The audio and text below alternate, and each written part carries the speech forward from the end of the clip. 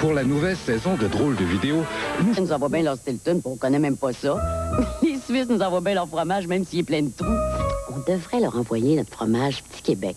Ah, il est peut-être fait juste pour nous, mais il est bon pour tout le monde. Le fromage Petit Québec, juste pour nous. Ça goûte chez nous. J'ai entendu ça toute la nuit. Mitsou, les bébés, Marjo. T'achètes un trio et McDo t'offre un album avec 10 de nos grands noms. Visite au Carmel, mes sœurs, c'est très, très, très limité. C'est une fois par mois. Oui. Alors, sœur Rosella, ici, là, c'est de la grande, grande visite là, qu'on vous fait aujourd'hui. Trop grand. Trop grand. Qu'est-ce qui fait que vous avez accepté notre invitation et que vous acceptez de parler de ce que vous vivez quotidiennement ici au Carmel? Et moi, je suis heureuse ici, puis je me dis, je voudrais que tout le monde pense que c'est une vie qui est normale, puis qu'on peut être heureuse, puis qu'on peut être réalisée, comme tout partout ailleurs. Sœur Janine, qu'est-ce qui vous comble ici dans votre vie de tous les jours? Qu'est-ce qui vous rend heureuse? Mais c'est le Christ de Jésus, c'est ça. L'être en lien avec lui, puis ensuite la vie fraternelle. Et je suis de plus en plus heureuse. Parce que ça fait une bonne 50aine d'années que vous êtes ici? Oui. Vous y êtes entré très tôt? Oui, j'avais 21 ans. 21 ans. À 21 ans, est-ce qu'on sait clairement qu'est-ce qu'on choisit, qu'est-ce qu'on fait? Je me dis, c'est que... Ah, la question n'est pas bête. Mais c'est que je me dis, on ne sait pas tout. Non. On le découvre petit à petit. Hein. On se donne sans... Je me dis, sans... Sans condition. Oui, sans condition, puis sans savoir exactement, tout en sachant assez pour faire un choix libre quand même. Mais... Sœur Céline, je vous ai entendu réagir tout à l'heure quand j'ai dit, est-ce qu'on sait ce qu'on fait à cet âge-là? Est-ce que vous vous attendiez à ce genre de vie-là? Ah oui, ça, certainement, parce que ça faisait longtemps que je l'avais dans le désir. C'était... Parce que dans la vocation, il y a un dynamisme qui est très, très fort. Alors, même à ce moment-là, si on ne sait pas tout, bien, on est quand même... on a une certaine sécurité, je veux dire, un certain désir très fort d'accepter les choses comme on va les avoir dans la communauté. Alors, on est très heureuse déjà avant d'arriver. Alors, quand on arrive, c'est encore plus beau. Comment ça se passe quand on... Vous dites la vocation, alors c'est comme un appel de Dieu. Est-ce que c'est comme nous autres, quand on a un coup de foudre? Oui? On ne peut pas résister à ça. Ça peut être comme ça aussi. Et des fois, c'est moins, comment je dirais, moins spectaculaire. Moi, je sais qu'à 14 ans, bon, j'avais déjà le désir d'être religieuse, mais... En regardant la statue de la petite Thérèse, je me suis dit, pourquoi est-ce que je ne serais pas carmélite comme elle? Puis là, je pense que c'est à ce moment-là que j'appelle ça l'appel à ce moment-là, moi, parce que je me dis, c'est pas moi, ça venait pas de moi, c'est le Saint-Esprit, c'est Jésus qui m'appelait à ce moment-là. Et jamais, jamais, quand vous étiez jeune, vous vous êtes défendu en disant, oh non, pas moi, va en chercher une autre, parce que vous saviez que vous étiez appelé à faire des sacrifices. Sœur Hélène, par exemple, vous aviez un travail avant d'entrer ici? Vous aviez peut-être un amoureux? Plusieurs. Alors donc, une vie remplie déjà de petits bonheurs. Ah oui, c'est un gros choix à faire. Et vous avez hésité beaucoup? Bien, à 13, 14 ans, 15 ans, je pensais beaucoup à la vie contemplative. Mais je suis venue à 18 ans demander mon entrée en sortant de la fin de mes études. Puis on a dit, vous êtes trop jeune, travaillez. J'ai travaillé 2 ans. Et là, j'avais beaucoup d'amis. J'étais dans le plein monde. Il fallait presque prendre une décision, là, parce que, bon...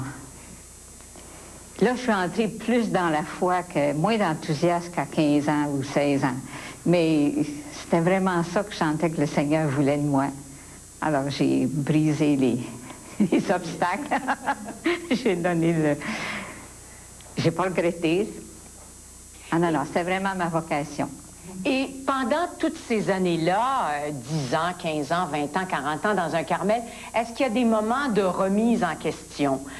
Parce que vous semblez toutes être portées par la foi, mais j'imagine, par exemple, Sœur Maryse, que, bon, on prie beaucoup, on prie une bonne partie de la journée, on se recueille, mais il doit y avoir, est-ce qu'il y a des pannes de prière à un moment donné? Est-ce qu'il y a des sécheresses? On est plus souvent en panne qu'autrement. Non, la prière, c'est tout un mystère. Il y a des périodes où ça peut être très facile, on s'y engage, encore perdu, puis ça va bien. On passerait des heures et des nuits, peut-être. Les nuits, ça ne m'a jamais beaucoup tenté. Mais il y a des périodes où vraiment, là, on vit la réalité de la foi. C'est-à-dire, c'est pas une question de sentiment, c'est une question de conviction, de certitude que Dieu est là, puis qu'on est avec lui. Et à ce moment-là, mais on continue. Est-ce que, Sœur Marie-Claire, il vous est arrivé aussi de vivre des périodes plus difficiles où... Mais je pense, par exemple, au premier soir où on se retrouve au couloir, là. Tu sais, est-ce qu'on dit « Ah, bravo, enfin, je suis bien » ou si on se dit « Qu'est-ce que je fais ici? » Avez-vous eu des hésitations dans les débuts? Oui. Le premier soir, je me suis assise sur mon lit, puis là, j'ai dit... je me suis trompée, puis j'ai trompé tout le monde. Là, j'ai dit, maintenant, je pense qu'il faut que je parte, là. Vous avez songé à partir dès le premier soir. Pendant une semaine, là, j'ai dit, il faut que... Mais j'en parlais pas, parce que j'ai dit, elles vont me forcer à rester. Là, vous étiez postulante à ce moment-là, dans vos termes. Oui. Mais au bout d'une semaine, il est arrivé une pénitence corporelle, une pénitence communautaire. Et je me suis dit, ben enfin, le Christ, il est mort pour moi. Pourquoi je ne continuerai pas cet engagement-là? Mais au fond, c'était un genre d'épreuve parce que c'était, dès le début, je pense, de ma vocation, c'était l'amour du Christ qui m'avait tout orienté. Et puis, ma vocation, elle a connu des difficultés d'engagement comme ça, mais l'amour est toujours resté. Et pourquoi vous parlez de pénitence corporelle? Est-ce que c'est présent encore parfois? Est-ce qu'on a des pénitences? On doit expier? Oui? Pas dans ce sens-là? Non. Dans quel sens? Ça veut dire... est-ce que je peux comprendre, moi? Qu'est-ce que c'est une pénitence corporelle? Il y a des pénitences communautaires, je crois, hein? Alors ça, c'est différent, là. L'horaire, par exemple, devoir suivre constamment un horaire régulier, avoir des nuits parfois plus courtes que ce qu'on aurait espéré, se lever quand ça sonne le matin, des fois on prolongerait. Bon, il y a les périodes de jeûne, mais c'est relatif, ça.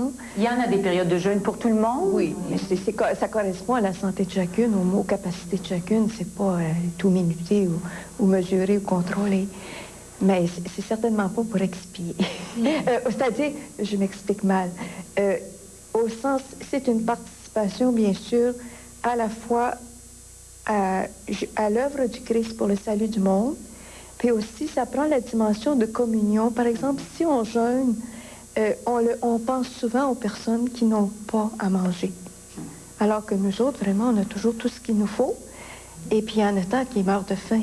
Alors, ça peut être une participation puis une offrande pour eux. La plupart d'entre vous, vous êtes rentrés très jeunes au Carmel ou très jeunes en religion, parce qu'il y en a aussi qui ont été chez les sœurs enseignantes ou les sœurs hospitalières avant d'être ici. Mais vous, Huguette, vous êtes entrée, vous aviez passé 40 ans, vous êtes entrée au Carmel, passé 40 ans. Je veux qu'on revienne à vous tout de suite après cette pause publicitaire-là, parce que vous avez un cheminement différent des autres. Et vous avez toujours été attiré par cette vie contemplative. On y revient tout de suite après ces quelques messages. Mais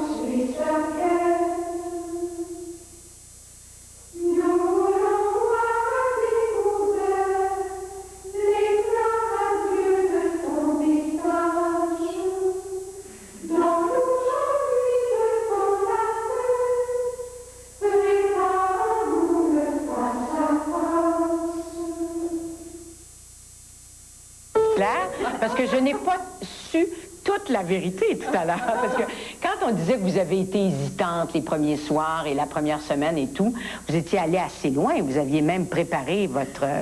vous vous prépariez à partir. Bien, c'est parce que je savais que la porte était embarrée. Il fallait que j'aie quelqu'un pour me l'ouvrir. Puis je n'osais pas le demander. Alors je mesurais la clôture, puis je me disais, je pourrais toujours sauter par-dessus. Me retrouver dans le village, puis retourner chez ma soeur qui demeurait pas loin. Mais petit à petit, au bout de la semaine, c'était placé. Les choses ont beaucoup changé depuis.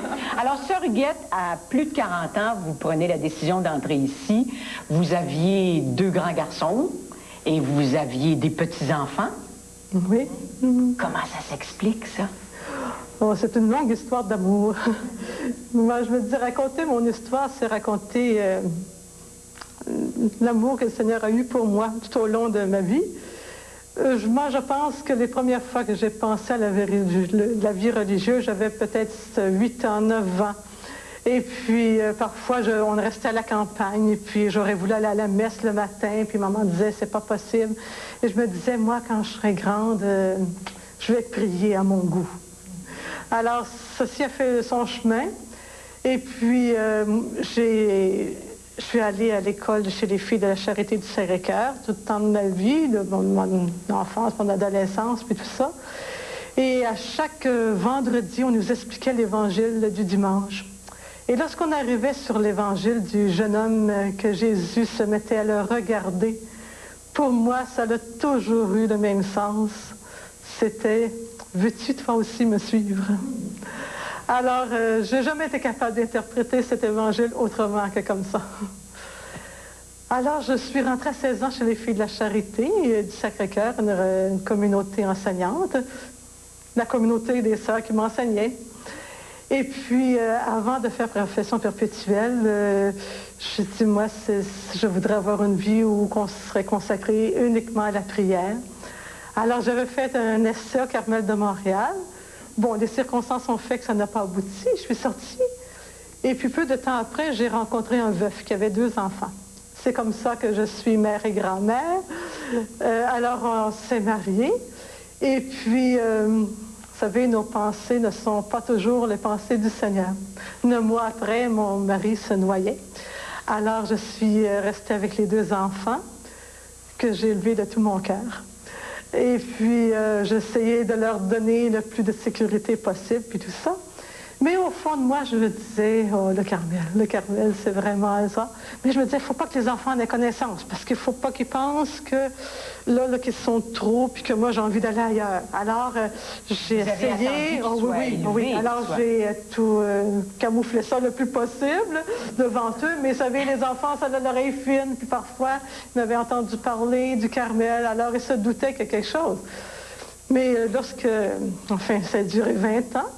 Et lorsqu'ils ont été grands, le plus vieux était déjà marié, était rendu en Ontario, avait 2 enfants.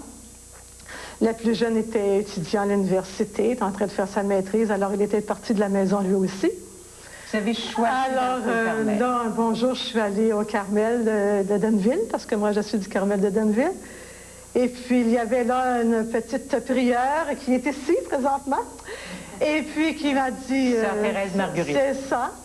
Et puis, enfin, en lui donnant un programme de chant pour Pâques, elle m'a dit, bien, bon, tu m'as déjà parlé d'entrée, puis tout ça. Puis, bon, dans ce temps-là, je pouvais pas. Mais j'ai dit, qu'est-ce qu'elle était en train de me dire? Je trouvais que son langage était spécial. Moi, en tout cas, ça me résonnait spécial. J'ai dit, es-tu en train de me dire que si je voulais entrer, que tu me dirais oui? Elle dit, bien oui. Aussi simple. Oh, c'était Saint-Paul qui tombait à côté de son cheval. Et Sœur Huguette, depuis, quand vous voyez vos fils, vous les voyez dans un parloir. Et c'est un peu la même chose pour vous toutes. Quand vous recevez les gens de votre famille, c'est au parloir, c'est derrière une grille. Ça dure une demi-heure, c'est une fois par mois. Quand vos proches repartent ensuite, est-ce que vous avez le cœur gros? Est-ce qu'il vous arrive de souhaiter repartir avec eux ou... Sœur Janine? Quand on est jeune, oui. Quand on est jeune, moi, j'écoutais le train partir, puis je disais, oh, le chanceux, il s'en va à Montréal. Mais avec les années, ça se calme, ça. C'est pas qu'on les aime moins. Mais je me dis, puis eux autres aussi.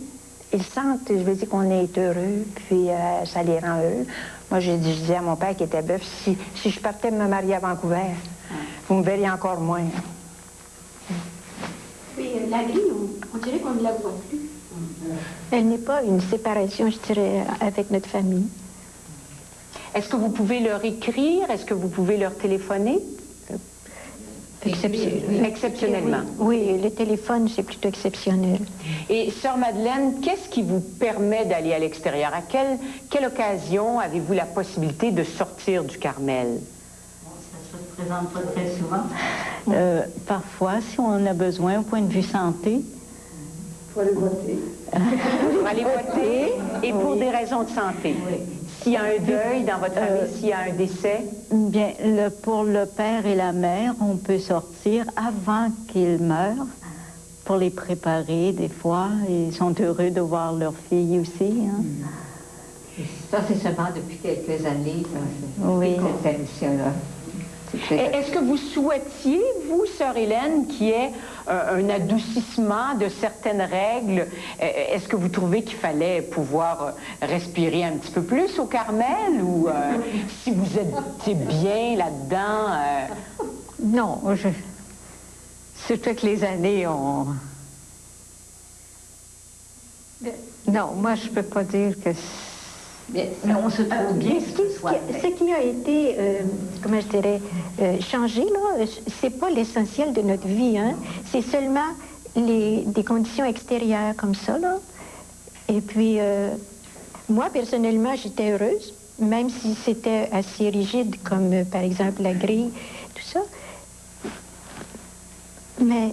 Et quelle est la proportion des moments de silence et de recueillement dans une journée? D'abord, bon, là, exceptionnellement, vous me parlez à moi, vous vous parlez entre vous, mais c'est rare que vous avez l'occasion de vous parler dans la journée. Il y a, quoi, 1 ou 2 récréations? Oui, deux récréations. Qui sont assez longues, trop longues? Sœur Rosette, non, pas trop longues, dites-vous ça. Alors là, vous aimez ça, avoir l'occasion d'échanger. Et bon, pas de télévision, pas de radio. Vous avez accès aux journaux? Est-ce que vous... Alors, l'actualité, vous vous tenez quand même au courant de ce qui... Oui, parce qu'il y a certaines gens, parce que je me dis, on ne regarde pas tellement les potins, les petits accidents, les vols, puis tout ça.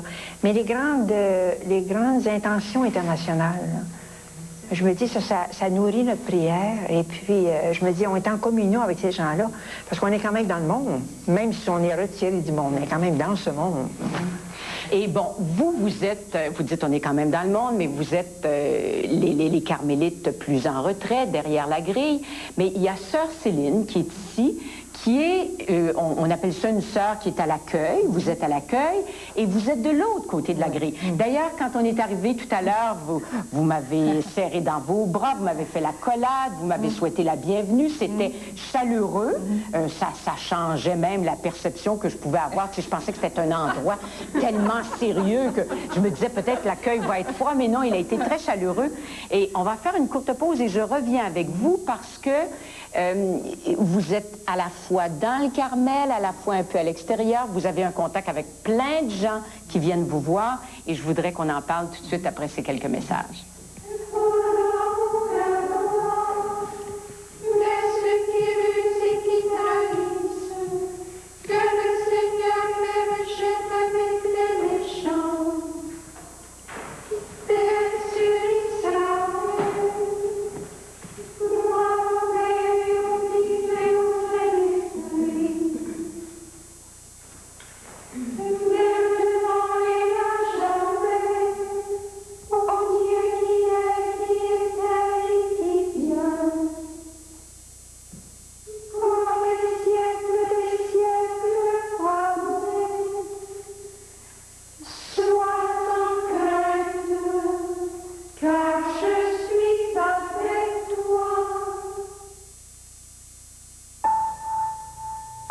L'épicier fait une tournée de fraîcheur tous les jours. 3 fois par jour. Métro, profession, épicier. Savourez du café en toute perfection avec le nouveau Carton. 3 reprises. Étiez-vous trop délinquante? Il ne pouvait rien faire avec vous? Ah, il savait vraiment pas quoi faire avec moi. Non, c'est sûr que probablement quand je suis entrée, la maître Priya m'avait dit que j'avais l'air cavalière. J'ai jamais demandé pour qu'est-ce que ça voulait dire. Vous l'avez jamais su. Je vais peut-être pas avoir la réponse. Mais en tout cas, de toute façon, avec le temps, j'ai fini par entrer dans l'esprit du Carmel. Là. Mais seulement, d'abord, ça a été la maladie qui m'a fait sortir la première fois après 3 mois.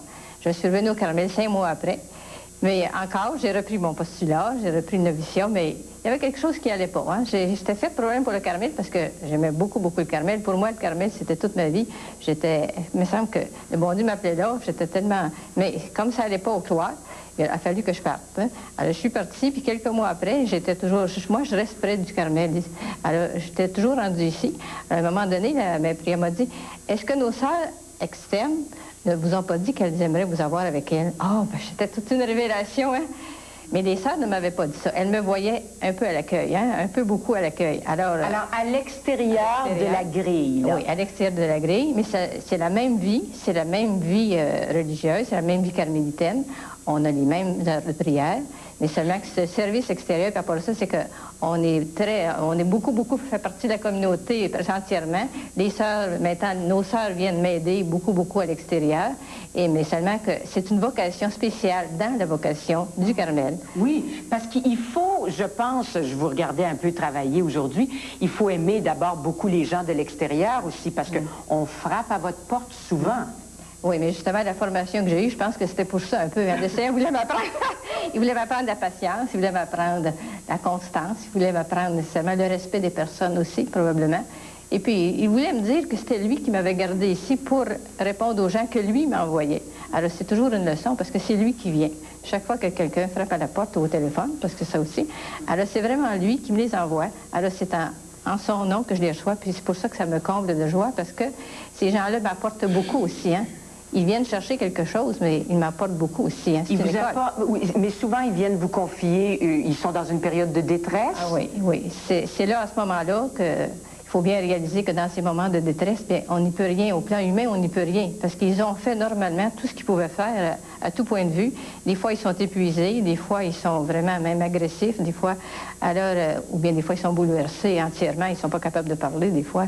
Alors, il faut vraiment réaliser que on ne peut rien faire. Moi non plus, je ne peux rien faire. Hein? Mais on dit, il y a quelqu'un qui peut faire quelque chose, c'est le Seigneur, qui les envoie ici. Il veut leur parler.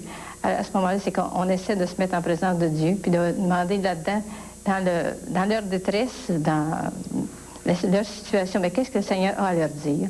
Alors, souvent, on trouve qu'il y a toujours un billet, il y a toujours un pourcentage que le Seigneur a quelque chose à leur apporter une lumière. C'est de cette manière-là que vous essayez de ramener de l'espoir dans leur vie un peu. Alors, il y a de la paix qui rentre, de la paix, de la sécurité, de la confiance. On parle beaucoup de confiance. C'est la sœur de la confiance. La sœur de la confiance, c'est sœur Céline, alors.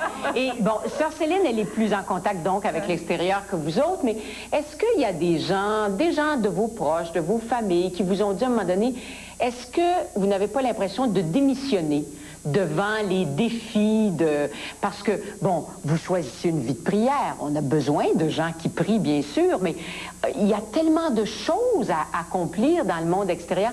Avez-vous parfois l'impression d'avoir démissionné, sœur Maryse? Non. Parce que notre vie, c'est un combat, en fait. On l'avait ce matin dans l'Épître, justement, quand Saint Paul parle qu'on s'entraîne à la course, mais nous autres, on est en quête du Seigneur. Puis aussi, on porte le monde avec toutes ses intentions, en fait. Alors, c'est quand même une vie qui est très... qui est très exigeante, qui exige beaucoup de nous, comme fidélité, comme durée, comme don de soi, en fait. Mais c'est ce qui est exigé de tout le monde. C'est pas plus pour nous autres, d'une certaine manière. Mais je dirais, ce don de soi, il se fait dans un certain dépouillement, dans la nudité, puis dans l'obscurité de la foi, au sens qu'on n'en voit pas les fruits. C'est peut-être la partie la plus difficile. Prier, s'offrir, se donner, sans voir ce que ça rapporte, mais en croyant, comme Jésus qui s'est offert pour le salut du monde. Mais sœur Marie-Thérèse, par exemple, avant de choisir la vie contemplative, vous étiez religieuse et vous enseigniez. Vous étiez dans une communauté, dans le temps, on disait les sœurs actives, pour les différencier des sœurs contemplatives, là. Et maintenant que vous êtes devenue sœur contemplative, est-ce que vous n'avez pas l'impression d'être un petit peu moins utile? Je vais bien expliquer ça. Dire que j'ai enseigné, c'est peut-être trop dire. J'ai enseigné durant 1 an. Parce que je suis entrée dans la congrégation de chez nous, là au Cameroun. J'avais 14 ans quand j'ai commencé la formation. Et j'ai toujours désiré la vie religieuse, dès mon bas âge. Et même dans la famille, on en parlait beaucoup. Alors, je n'ai jamais désiré autre chose que la vie religieuse. Et je voyais pour moi la vie religieuse, c'est tout simplement consacrer toute ma vie au Seigneur. Alors, quand je suis entrée dans la congrégation, moi, je n'avais que cela dans l'idée, me donner au Seigneur, point, et pas autre chose. Je ne savais même pas qu'il y avait autre chose. Que j'ai eu comme enseignante des religieuses. Donc, durant ma formation, alors, j'avais déjà passé 3 ans. À la 4e année, voyant comment la vie marchait, j'ai trouvé que ce n'était pas ça que je voulais au départ. Premièrement, il fallait enseigner, il fallait des soignantes. En tout cas, c'était dans la vie active. Je ne me suis pas sentie comme appelée à cette vie-là. Il me semblait... Pour vous, sœur Marie-Thérèse, oui, votre véritable vocation, c'était de vous consacrer à Dieu complètement. De me consacrer à Dieu complètement. Et c'est pour cela que quand on m'a envoyé enseigner durant 1 an, c'était pour ainsi dire un essai, j'ai dit, bon, ça va faire un test pour moi aussi. Et je me suis trouvée malheureuse durant cette année-là. Vraiment, je ne me sentais pas bien dans l'enseignement. Alors, ça m'a tout simplement convaincue que je n'avais pas la vocation d'enseignante et que j'avais raison de désirer la vie contemplative. Je ne connaissais pas le mot contemplatif. Je demandais si on peut m'envoyer dans une congrégation où on prie. On doit... Oui, vous priez beaucoup ici. On prie beaucoup ici. On s'arrête là-dessus, on vous revient tout de suite après ces quelques messages.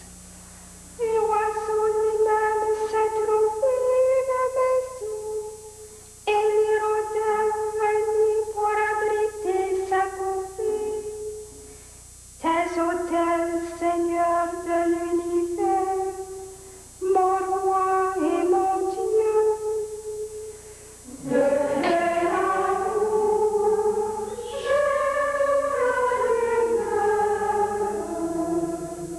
Dieu de l'univers, pour les habitants de ta maison, ils pourront te chanter encore. Ne vous contentez pas de Cresco, on s'en sert. Ah, c'est si frais, si rafraîchissant l'air des montagnes. C'est de vivre dans la prière, de vivre en retrait de la société, de vivre aussi dans le silence, et des femmes qui ont fait, j'en suis sûre, des gros sacrifices, qui en font encore, mais je suis persuadée qu'il y en a. Bon, sœur Hélène disait tout à l'heure qu'elle avait eu des amoureux. Sœur Rosella, je pense que vous avez eu un amoureux important avant d'entrer au cloître. Plus d'un, mais un spécialement qui était plus. Et puis... j'avais d'abord 17 ans quand j'ai commencé à sentir que Jésus m'appelait.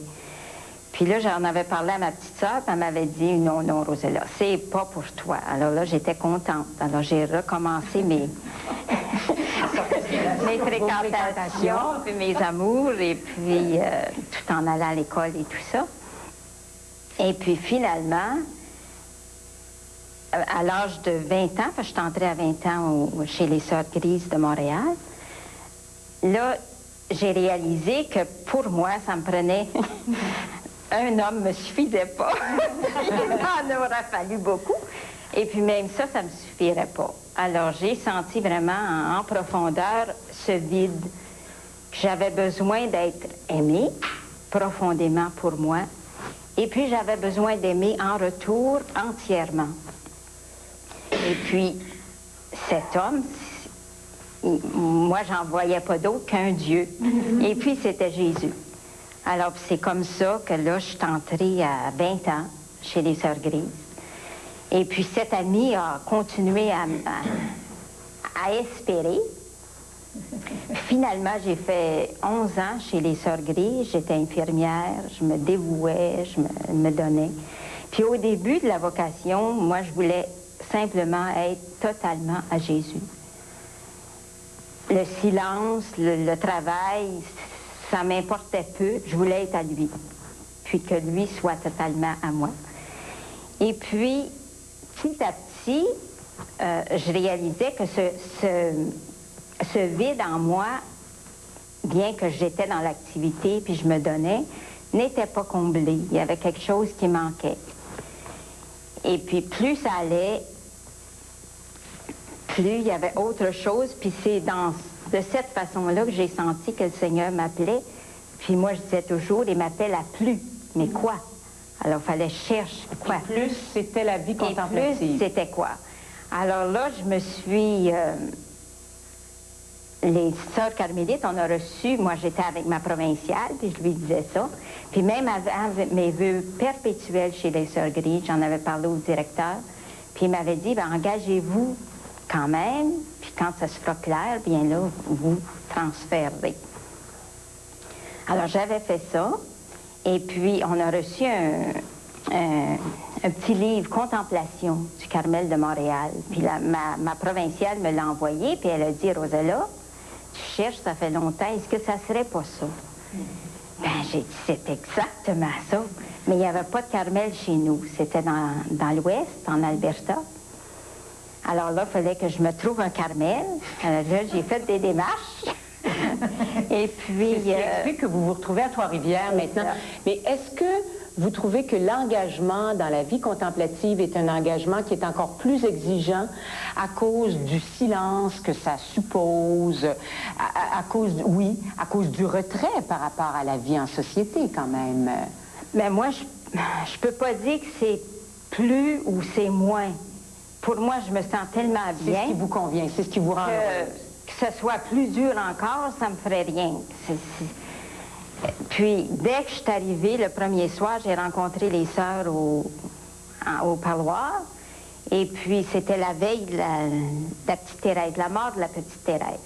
Et puis, moi, j'étais à l'accueil, parce qu'ils m'avaient donné une chambre à l'accueil. Puis là, j'étais devant le Saint-Sacrement, puis j'ai dit, oh, mon Dieu, c'est vraiment... C'était votre place. C'est ma famille. C'est votre famille. Puis depuis ce temps-là, ça a toujours été ça. J'ai vraiment pas eu, excepté au début. Même quand elle a pleuré? Je me suis ennuyée. Et puis j'ai dit... de vos gens qui étaient restés en Alberta. Oui. Puis Sœur Marie, qui était ma maîtresse des novices, elle m'a dit, ben, on va prier Mère Diouville, qui était la fondatrice. Puis si elle n'enlève pas cet ennui-là, bien ça sera signe qu'il faudra partir. Et puis, il y a quand même toujours... c'est pas revenu. Vous parlez ici de la communauté comme une famille, mais on ne se cachera pas qu'il y a des moments donnés où quand on vit une vingtaine de femmes ensemble, il y en a peut-être une ou deux qui finissent par nous taper sur les nerfs. Et il doit y avoir des petits règlements de compte, des fois. Est-ce que ça se peut, ça? C'est normal? Sœur Janine, est-ce que... J'assistais à une réunion dernièrement, parce que des fois, on a le goût de tordre de cou. Mais on ne le fait pas.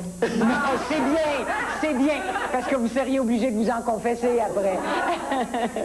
Alors, parce que j'imagine qu'il faut pouvoir faire le point une fois de temps en temps, parce que, bien sûr, c'est une famille, mais c'est aussi, on vit proche les unes des autres, et il faut faire les petits ménages une fois de temps en temps dans les... Nous sommes très différentes les unes des autres. Mais c'est ça qui met de la vie, hein, ça... Puis, c'est une très bonne chose aussi, ça nous fait connaître nos misères. Quand on a quelque chose avec une sœur, là, on se rend compte qu'on n'est pas parfaite, on en est loin. Hein. C'est qu'il ne faut pas... Oui, continue. Et il ne faut pas redouter les petits conflits, parce qu'après, souvent, c'est une plus grande affection qui en ressurgit.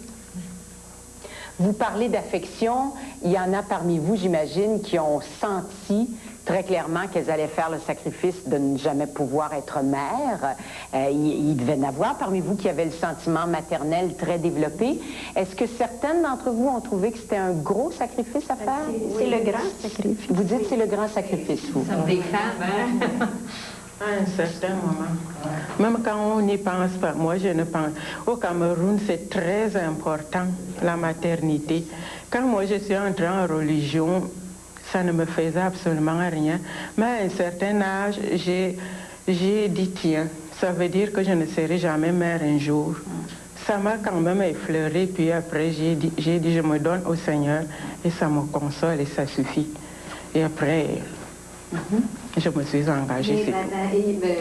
Il y a des sacrifices dans chaque vocation. Alors, c'est normal qu'on ait des difficultés, des renoncements à faire. Dans n'importe quelle vocation. Pas seulement en communauté, mais dans le monde aussi. Moi, je connais des madames qui avaient des personnes handicapées, qu'elles ont eu soin, des enfants handicapés dont elles ont eu soin pendant des années. C'était 24 heures par jour. Puis il ne fallait pas leur dire que c'était des sacrifices, hein, parce qu'elles aimaient tellement, c'était leur vie. Et il y avait beaucoup d'amour là-dedans. Alors, dans n'importe quoi, hein, même un étudiant dernièrement, là, qui étudie une deuxième année de médecine, hein, puis il étudie beaucoup, tous ses passe-temps. Il n'a pas de passe-temps, enfin, il n'y a pas de loisirs. Mais il est tellement pris, il veut tellement réussir que il ne faut pas lui parler de sacrifice, hein, s'il est heureux là-dedans. Oui, et je dois dire que ça, c'est une des choses aussi qui frappe quand on est ici. Vous êtes resplendissante, vous avez l'air heureuse.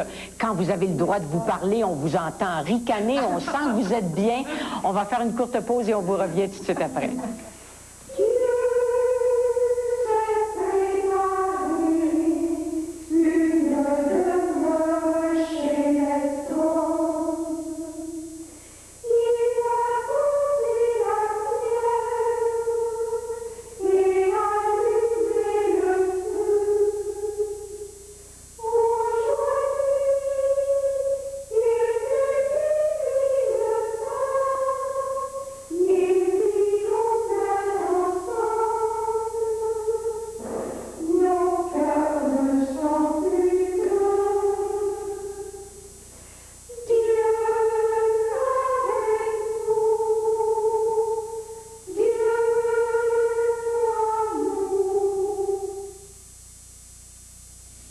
Félicitations. Vous venez d'acheter la plus récente technologie, c'est-à-dire une Chrysler. Et qu'est-ce que vous faites pour protéger votre investissement? Non, pas le beau-frère, non. Vous faites l'entretien de façon régulière chez votre concessionnaire Chrysler. Seul votre concessionnaire Chrysler connaît la nouvelle technologie Chrysler et il utilise les pièces d'origine Mopar pour conserver votre voiture comme neuve. Logique, non? Pensez-y. Personne ne connaît mieux votre Chrysler que votre concessionnaire Chrysler. Le nouveau boîtier Bon Appétit est arrivé.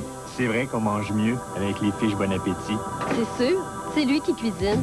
Chaque sachet contient 5 fiches recettes, une fiche boutique et une fiche concours. À gagner jusqu'à 97 500 $ en prix de la boutique Bon Appétit. On sert même des fiches comme les épiceries. C'est pratique. Puis on n'oublie rien.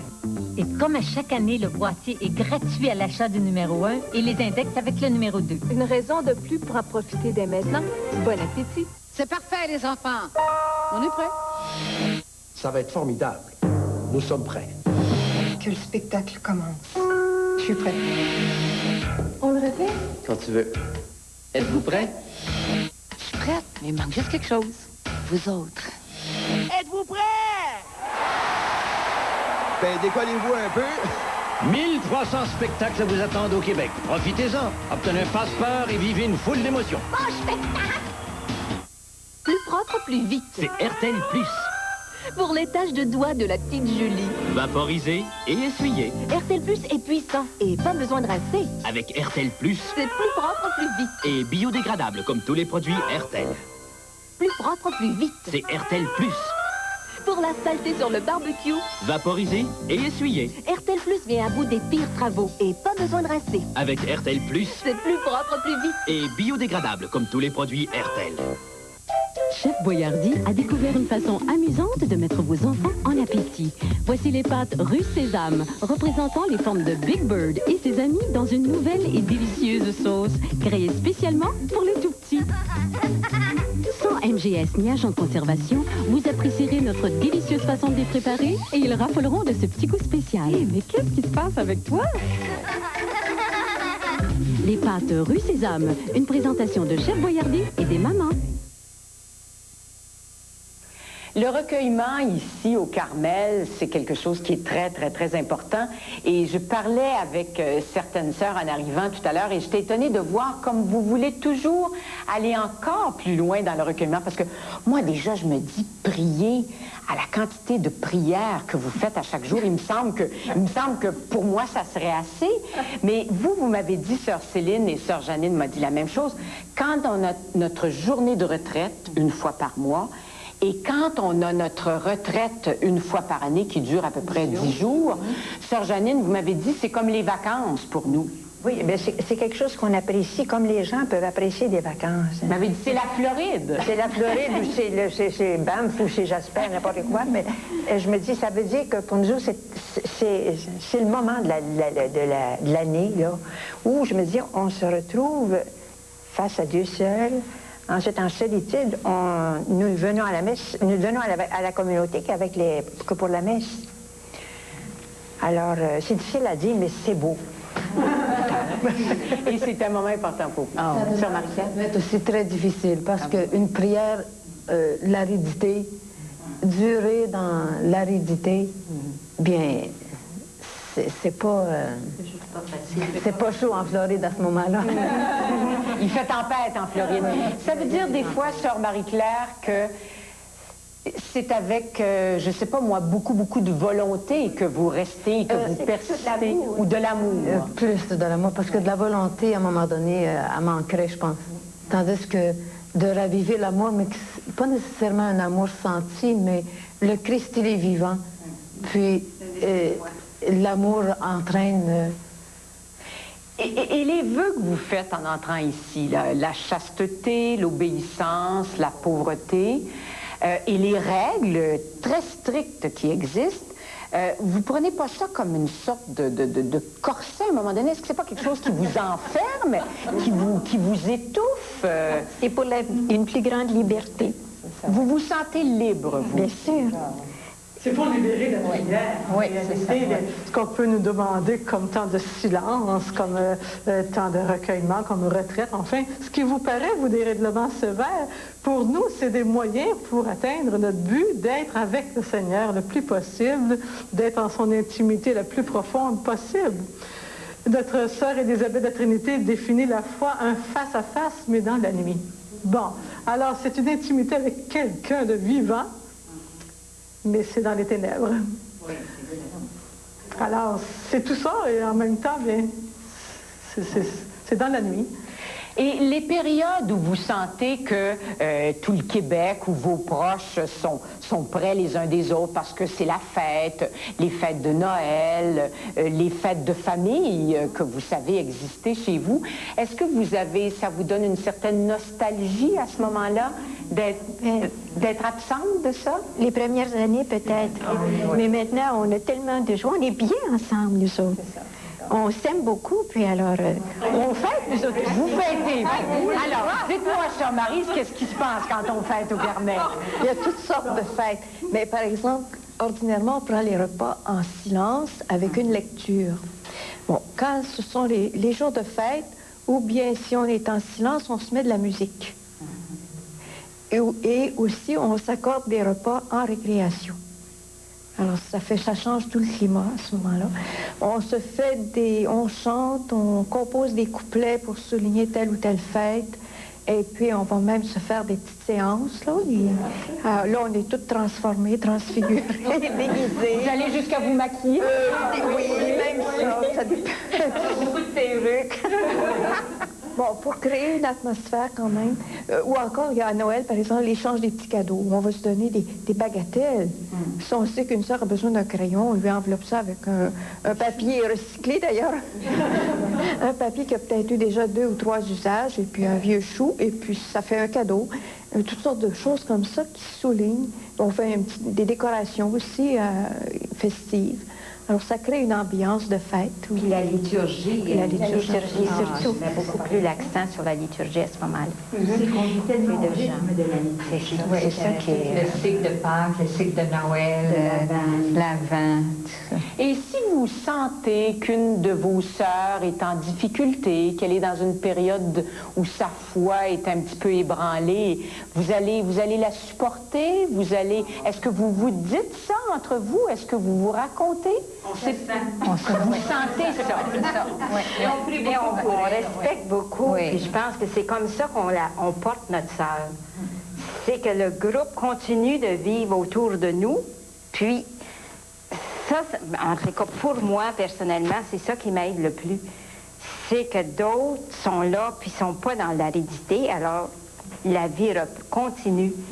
Alors là... non, mais vous avez chacun dans son temps, mais on n'est pas tous en même temps, alors heureusement.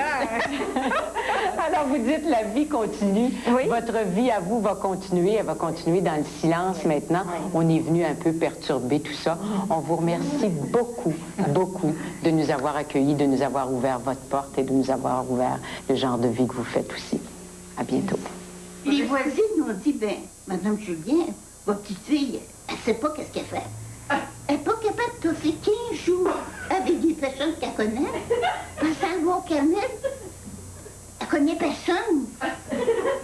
Là-dessus. Ben, je suis encore ici à faire 64 ans.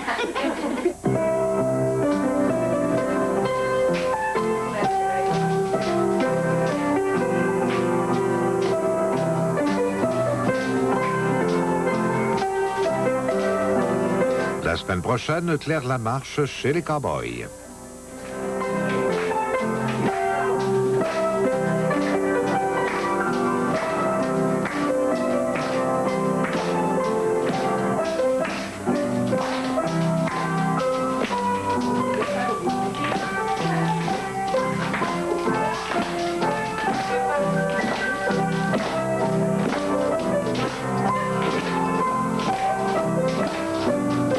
Claire Lamarche vous invite à découvrir les sujets de la semaine dans la chronique publiée tous les lundis dans le Journal de Montréal et le Journal de Québec.